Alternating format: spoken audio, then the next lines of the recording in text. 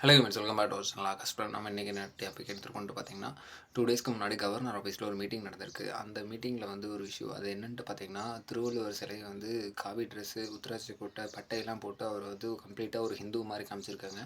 அதை எதிர்த்து வந்து டிஎம்கே வந்து கண்டன அறிவிச்சிருக்காங்க. அப்படி இருக்கும்போது எதனால் இப்போ திடீர்னு இந்த மாதிரி பண்ணியிருக்காங்கன்ட்டு தெரில. ஆனால் இதை எதிர்த்து டிவிகே அரசாங்கம் அதை பற்றி கொஞ்சம் கூட அவங்க அதை பற்றி பேசவே இல்லை.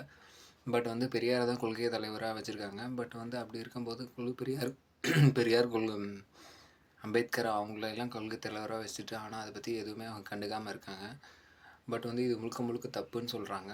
இவர் வந்து கிமு 2லேருந்து கிமு 4க்குள்ளே தான் பிறந்திருக்காரு. அவர் பிறந்திருக்கும்போது இந்த ஜாதி மதம் இந்த மாதிரி வழிபாடுதல் அந்த மாதிரி எந்த ஒரு விஷயமே அவர் இருக்கும்போது இல்லை. அப்படி இருக்கும்போது இவர் வந்து திடீர்னு இப்போ வந்து இவர் ஹிந்து மாதிரி காமிக்கிறது எந்த விதத்தில் நியாயம்ன்ட்டு தெரில.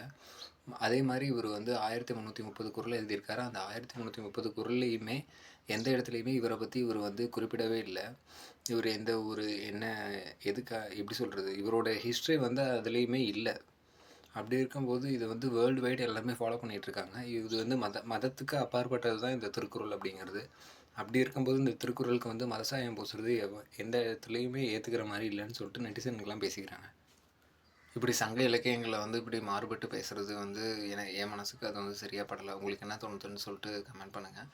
பட் எப்படி இருந்தாலுமே திருவள்ளூருங்கிறது அந்த ஒயிட்டில் நம்ம எல்லாருமே படிச்சிருக்கப்போ அந்த ஒயிட் கலரில் தான் ஒரு வேஷ்டி அந்த மாதிரி தான் இருந்துச்சு. இப்போ வந்து புதுசாக காவி கலரில் வேட்டி அந்த அந்த அந்த பிக்சரை வந்து நான் ஸ்க்ரீனில் கொடுக்குறேன் பாருங்கள். உத்திராட்சி கோட்டையெல்லாம் போட்டு ரொம்ப ஒரு மாதிரி மதசாயம் பூசி வச்சுருக்காங்க. இது எனக்கு வந்து சரியாக படலை. உங்களுக்கு என்ன தோணுன்னு சொல்லிட்டு கமெண்ட் பண்ணுங்கள்.